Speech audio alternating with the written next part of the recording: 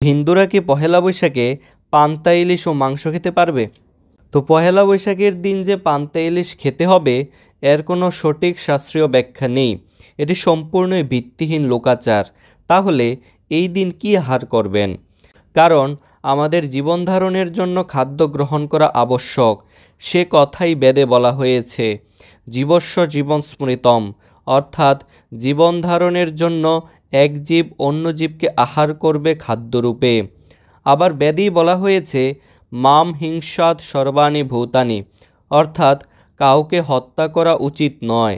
বেদের উভয় বাক্যই আপাতদৃষ্টিতে স্ববিরোধী এবং একে অপরের জন্য সাংঘর্ষিক, কিন্তু শ্রীমদ্ ভগবদ্গীতায় এই সমস্যার সমাধান দিয়েছেন ভগবান শ্রীকৃষ্ণ নিজেই। ভগবান শ্রীকৃষ্ণ গীতার 3 অধ্যায়ের 13 নম্বর শ্লোকে বলেছেন, যজ্ঞাশিষ্ট শিনসন্তু মুচ্যন্তে সর্বকিল্লিশৈ ভুঞ্জতে তে তঘুম পাপাইয়ে পচন্তু আত্মকারণাৎ, অর্থাৎ ভগবত ভক্তেরা সমস্ত পাপ থেকে মুক্ত হন, কারণ তারা যজ্ঞাবশিষ্ট অন্নাদি গ্রহণ করেন। আর যারা কেবল স্বার্থপর হয়ে নিজেদের ইন্দ্রিয়ের তৃপ্তির জন্য অন্নাদি পাক করে তারা কেবল পাপই ভোজন করে। এবং যে সমস্ত লোকেরা তাদের আত্মতৃপ্তির জন্য নানা প্রকার উপাদেয় খাদ্য খায়, শাস্ত্রে তাদের চুর বলে গণ্য করা হয়েছে। বেদে আরও বলা হয়েছে আহার শুদ্ধৌ সত্যশুদ্ধি, সত্যশুদ্ধৌ ধ্রুবস্মৃতি, স্মৃতিলম্ভে সর্বগ্রন্থিনাম বিপ্রমোক্ষঃ, অর্থাৎ যজ্ঞ অনুষ্ঠান করার ফলে খাদ্য সামগ্রী শুদ্ধ হয় এবং তা আহার করার ফলে জীবের সত্তা শুদ্ধ হয়। সত্তা শুদ্ধ হবার ফলে স্মৃতি শুদ্ধ হয় এবং তখন সে মোক্ষলাভের পথ খুঁজে পায়। অর্থাৎ আমরা যদি পাপ করতে না চাই, আমরা যদি চুর হতে না চাই, তবে আমাদের ভগবান শ্রীকৃষ্ণকে নিবেদন করে খাদ্যদ্রব্য গ্রহণ করতে হবে। ভগবানকে কোনো বস্তু নিবেদন বা অর্পণ করলে ওই জীব হত্যার পাপ দূর হয়, ভগবান সমস্ত পাপ হরণ করে নেন। এভাবে আমরা সমস্ত পাপ হতে মুক্ত হতে পারব। কিন্তু প্রশ্ন থাকে, আমরা ভগবান শ্রীকৃষ্ণকে কোন খাদ্য অর্পণ করব এবং কীভাবেই বা অর্পণ করব? তো এই সম্পর্কে শ্রীমদ্ ভগবদ্গীতার 9 অধ্যায়ের 26 নম্বর শ্লোকে ভগবান শ্রীকৃষ্ণ বলেছেন, পত্রং পুষ্পং ফলং তুয়ম ইউমে ভক্তা প্রয়চ্ছতি তদহম ভক্তু পরিতস্নামি প্রয়তাত্মনঃ, অর্থাৎ যে বিশুদ্ধ চিত্ত নিষ্কাম ভক্ত ভক্তি সহকারে আমাকে পত্র পুষ্প ফল জল অর্পণ করেন, আমি তার সেই ভক্তিপ্লুত উপহার প্রীতি সহকারে গ্রহণ করি। যদি কেউ মনে করে মাছ মাংস ডিম আদি যে কোনো দ্রব্য ভগবানকে নিবেদন বা অর্পণ করা যেতে পারে, তা হবে সম্পূর্ণই ভুল।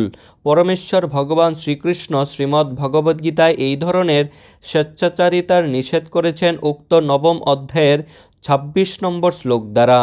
আহার বা খাদ্যদ্রব্য ত্রিগুণাত্মিকা, যেমন রজগুণের আহার বা খাদ্য সামগ্রী হলো মাছ মাংস পেঁয়াজ ডিম রসুন ইত্যাদি, আর তমগুণের হলো পচা বাসি দুর্গন্ধযুক্ত খাবার, শুটকি মদ গাঁজা চা পান ইত্যাদি। অন্যদিকে সত্যগুণের খাবার হলো নিরামিষ শাকসবজি ফলমূল শস্যাদি দুধ বা দুগ্ধজাতীয় খাবার ইত্যাদি। এই ত্রিগুণাত্মিকা খাদ্যের ঊর্ধ্বে হলো গুণাতীত আহার, আর গুণাতীত আহার হলো ভগবানে নিবেদিত ভোগ, যা ভগবানের শুদ্ধ ভক্তের প্রিয় মহাপ্রসাদ। এজন্যই ভগবান শ্রীকৃষ্ণ অর্জুনকে বলেছেন, হে অর্জুন, তুমি এই ত্রিগুণের ঊর্ধ্বে উঠো, গুণাতীত হও। এবার আপনি বিচার করুন, আপনি এই পহেলা বৈশাখে মাছ মাংস ডিম কি আহার করবেন নাকি করবেন না? তাই জেনে নিন পহেলা বৈশাখের দিন কি করবেন না।